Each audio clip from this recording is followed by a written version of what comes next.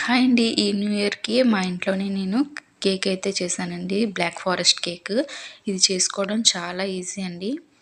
చాలా బాగా అయితే వచ్చింది. బయట కొన్నదానికన్నా కూడా ఇంట్లో చాలా టేస్టీగా అయితే వచ్చిందండి. ఇప్పుడు దీనికోసం అయితే ఫస్ట్ ట్రోపోలైట్‌ది క్రీమ్ అయితే తీసుకున్నానండి. 1 లీటర్ ఇది 160, 170 రూపీస్ అయితే పడింది. దీన్ని కొద్దిగా ఒక బౌల్లోకి అయితే తీసుకుంటున్నాను. మనకి ఎంత క్రీమ్ కావాలనేది ఒక కప్ అయితే సరిపోతుందండి. 1 కేజీ కేక్ వరకు కూడా వస్తుంది. దీన్ని ఎలక్ట్రిక్ బీటర్తో ఇప్పుడు బీట్ చేసుకోవాలండి. ఇది బీటర్ 260 వాట్స్ 360 వాట్స్ అని ఉంటుందండి. దాన్ని బట్టి బీటింగ్ టైం అనేది ఉంటుంది. థిక్‌గా వచ్చేంత వరకు కూడా బీట్ చేసుకోవాలి. నాకైతే 10 మినిట్స్ పట్టింది.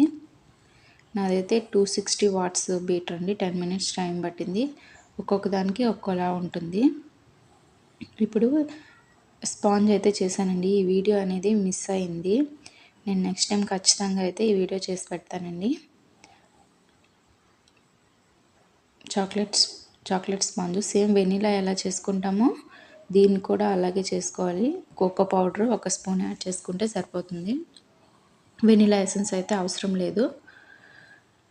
దీన్ని ఇదిగా 3 లేయర్స్ కింద కట్ చేసుకోవాలండి. 2 ఘాట్లు పెట్టుకుంటే 3 లేయర్స్ అనేవి వస్తుంది. ఇప్పుడు టర్నింగ్ టేబుల్ పైన కొద్దిగా క్రీమ్ని అయితే అప్లై చేసుకొని ఒక లేయర్ని పెడుతున్నాను. దీనిపైన షుగర్ సిరప్తో మొత్తం అయితే చేసేసుకోవాలండి. షుగర్ సిరప్ అనేది ఒక 1:1 రేషియోలో వాటరు షుగర్ తీసుకొని మొత్తం కేక్ మొత్తం కూడా ఫిల్ చేసుకొని పెట్టుకోవాలి. దీని తర్వాత క్రీమ్ని అప్లై చేసుకొని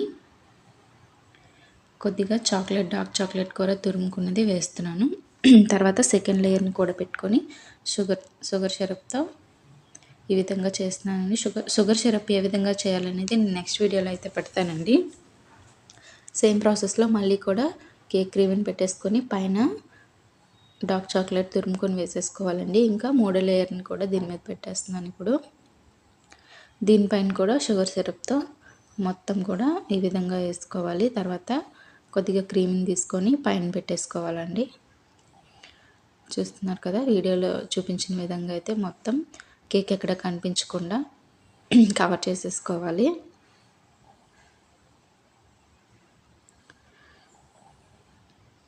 ఈ విధంగా చేసుకున్న తర్వాత తురుము పెట్టుకున్న బ్లాక్ చాక్లెట్ ఉంటుంది కదా, డార్క్ చాక్లెట్, దాన్ని ఈ విధంగా అయితే సైడ్స్లో పెడుతున్నాను.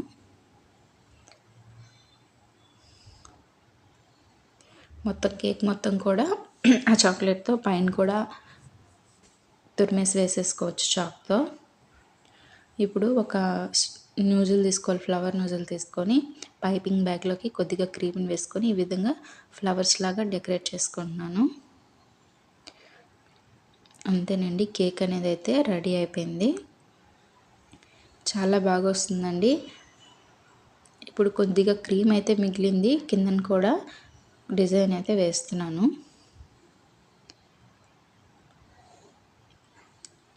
చూస్తారు కదా, కేక్ అయితే చాలా బాగా వచ్చిందండి. మా వీడియో కనుక మీకు నచ్చినట్లయితే ప్లీజ్ లైక్ చేసి సబ్స్క్రైబ్ చేసుకోండి.